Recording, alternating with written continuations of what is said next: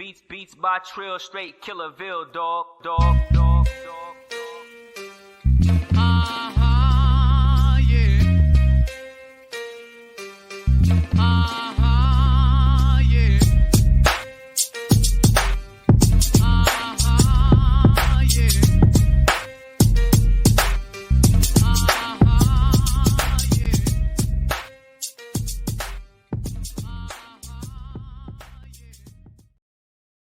School's good. I'm back. Yours truly, one and only Paul Pickett, host of the Paul Pickett Podcast, aka Triple P, aka the Common Sense Podcast, your source for music, sports, politics, world events, and much, much more. We've got the new 4K Ultra HD camera that we're testing out. So I hope everything looks good. Hope everything sounds good. Before we get into this video I'm going to react to today, titled The Decline of Hip Hop and How Producers Are the Problem, I want to give you a word from promopalace.biz. Are you a musician looking for music marketing and promotion? Then look no further than Promo Palace LLC, your one-stop shop for all music promotion services. Services include Spotify playlist pitching, YouTube video promotion, record pool promotion, blog placements, radio airplay promotion, SoundCloud promotion, and much more. With over 2,000 customers and over 10 years of experience in online promotion, Promo Palace LLC is a company you can trust. For more info, please go to promopalace.biz. See you there. That's right. You heard the beautiful lady. If you need online marketing promotions for your music, product, brand, or service, please go to promopalace.biz. Right now, we're running a buy one, get one free on our 30-day streaming promo. All right, let's get into it. Why producers are the problem, or I guess you could say the blame for the decline of hip-hop.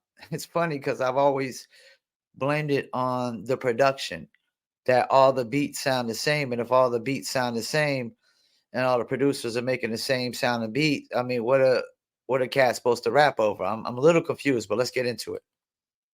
Let me ask you a question.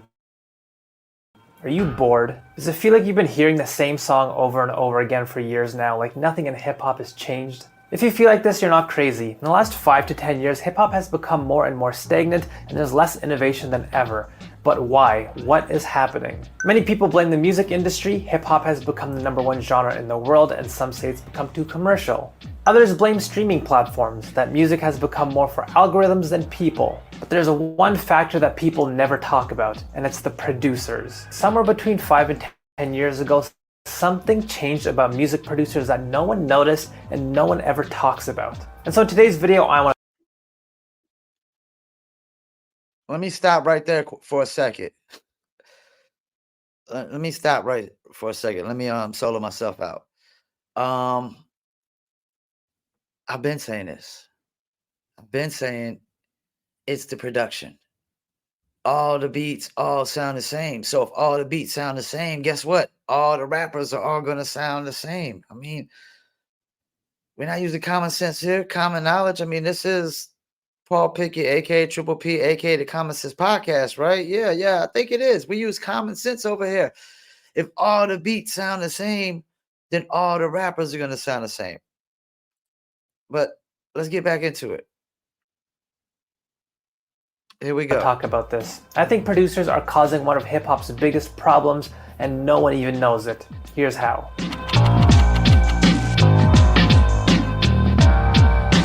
To understand how hip-hop has become stagnant, first we need to rewind and think about how we got here. In the early days of hip-hop, it seemed like the sound of the genre would get reinvented every few years. Whether it was the stabby, aggressive production of early Dr. Dre, the jazzy, low-end production of Q-Tip, the rough, disorienting production of RZA, the pop influence of the Hitmen, the southern blues influence of Organized Noise, the Casio sound of Swiss Beats, the sped-up soul from Kanye West, the percussive rhythmic beats by Pharrell. Every few years, the sound of hip-hop would change, and it would often be because a newer producer came in and introduced a different sound or style. But in recent years, we really haven't had this type of innovation. For the most part, we've been stuck with trap-influenced beats for about 5 to 10 years now. And I want to say, I don't think there's anything wrong with trap beats. This isn't yet another video of an old man yelling at the new generation. I actually think newer producers have tons of talent and great ideas. The problem is Yeah, let me pause them. This ain't the old man get off my lawn video. We're not saying we hate trap beats.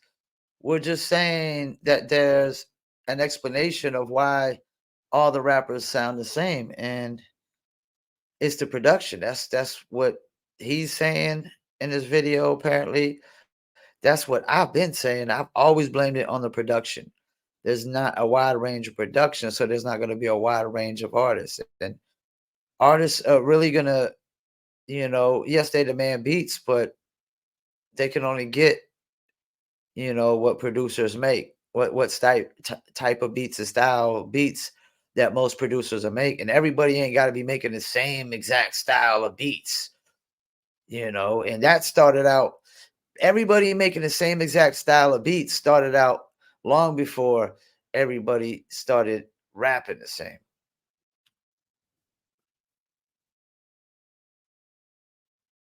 Let's keep it moving. that the system that we have today stops them from creating these great ideas. Let me explain how. In the world of producing, there are a few different systems. The most common system that you might know is the direct system of producing. This is how most producing used to look. You had one producer who made a bunch of beats, and they would play those beats for the artist directly. Think DJ Premier or Pete Rock making beats for a Nas album. You also had the group system. This is when you had a bunch of producers in a room together, and they would make beats together for artists. Think Organized Noise making beats for Outkast. And you had the director system. This is when you had one or many producers working under the umbrella of one main producer. And that main producer selects which beats to use while maybe making some changes to the beats to fit a specific style. Think Timbaland in his later years with Justin Timberlake. Now, what is the system that we have now? Today we have the E-collab system, and this is where you're going to start to see the problem. Here's how the E-collab system works. You have one producer who starts by creating a bunch of loops or the core ideas for beats. Then those loops get sent to another producer. That producer chooses which loops they want to use, and they might add another sound on top of that loop. Then those get sent to another producer who might add some drums, and then they get sent to yet another producer, and so on and so on. We have this system where producers work on beats one after another, and many of these producers don't even know or talk to each other while they work on these beats. So by the time a beat reaches the artist, it's gone through 5 or 6 different producers. This is a system that has never existed before, and it's also what I think is causing this huge problem. Take a look at this example. Here's the tracklist for Illmatic, which is considered one, if not the best hip-hop album of all time. Most songs just have one producer. And here is a tracklist for Jack Harlow's latest album, which is considered one of the blandest hip-hop albums in recent years. Take a look at that track listing. If Schindler had a list this long, World War II would have never happened. Now you might be wondering, so what? What exactly is so bad about this E-collab system? Well, think about it like this. I want you to keep this quote in mind when you think about this system. It's from Rick Rubin, who's widely considered one of the greatest producers of all time. He said, "Innovative work is likely to alienate as many people as it attracts." And I absolutely believe this to be true. Whenever there's an innovative new idea, some people understand it and some people just don't. There will always be a group of people who just don't like or want this innovation. So if we take this quote literally and just say that 50% of people like innovative ideas while another 50% don't, just for the sake of this example, in the direct system of producing, there's a 100% chance the artist gets to at least hear the innovative idea and a 50% chance that the artist actually likes and uses it. That's not bad. But let's think about how this works in the E-collab system with 5 different producers. Here, let's say producer number 1 creates this idea that could very well shift the landscape of hip-hop like all the producers back in the day used to. What are the chances that it makes through all 5 other producers successfully? All it takes is for one producer in the system, just a single producer, to not get the idea, to not understand it, to feel alienated. And once that happens, that innovative idea that could have changed hip-hop just dies. Looking at the math here, there's only a 6% chance for this idea to even reach the artist and a 3% chance that it even gets used. And this is why I think hip-hop... Let me stop right there. I mean, that's crazy. That's crazy. Like, the beat went through 6 different people before it got to you. Is it really the same beat that the first cat produced? And then are they really producers? Or are they just beat makers? that's another thing. There's a lot of beat makers out here, not a lot of producers. I'd rather stick with the one, beat maker, producer formula, or maybe the organized noise, the group formula. Because usually those cats are just making their group, but a lot of times they're just making a bunch of individual beats that every beat that comes out is labeled under their production credits in their production company. It's not always that multiple people are working on that one beat. Sometimes one producer from that production company is working on that beat, but they're a production company, so the company itself gets the credit, not just one producer. But yeah, man, a beat going through 6 people before it gets to you, that's crazy. That's crazy. Let's keep it moving. Music is becoming more and more bland. And the eCollab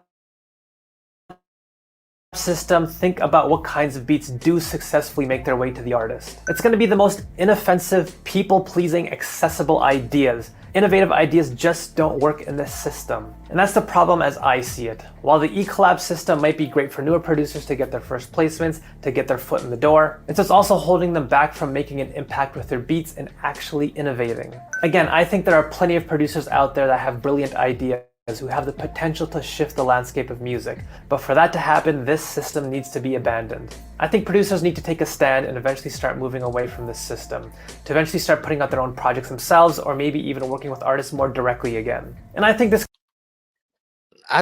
that, let me solo myself out again. I think we need to stop calling the producers if they got to just come in and just make one little addition to a beat. I think that if they need that much help on a beat from 3 or 4 other people, I think they can't make hot beats in the first place. I think they're not really a producer. They're not really that great. I think this is really fucking crazy. Like, what happened to one cat just digging for sounds and tweaking those sounds into a dope ass beat, a great beat? I mean, when's the last time we heard an undeniable beat? The last undeniable beat. I mean, let me think. I hate to say this, man. Last undeniable beat might have been Designer, Panda. Has there any been really undeniable beats after that? Maybe Future, Mask Off. Not a lot of undeniable beats out there.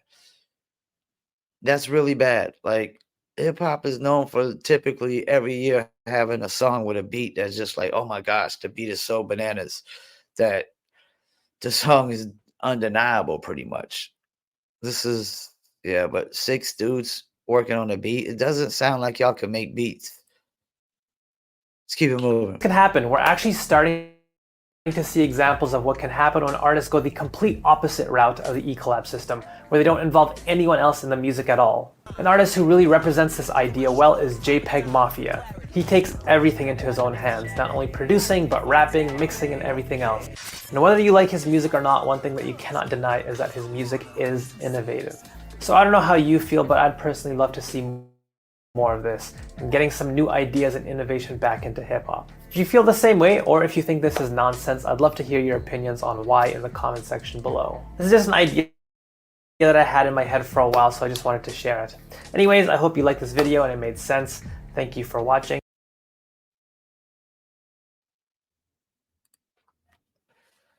I agree 1,000%. I've always blamed the production of the decline of great music or good music, or why the sound is the same, why everything just sounds the same over and over and over again. Trap rapping, drill rapping, or rap singing, as we like to call it, harmonized rapping. Which shouts out to my man Deviated Christ. Don't get him started with these rapper singers, man. Don't get him started, because he'll tell you he's one of the originals, if not the original rapper singer or rapper harmonizer. I like to call them rapper harmonizers. But yeah, I blame the production as well. I definitely blame the production. Once again, I want to thank y'all for tuning in to another episode of the Paul Pickett Podcast. and I'm out.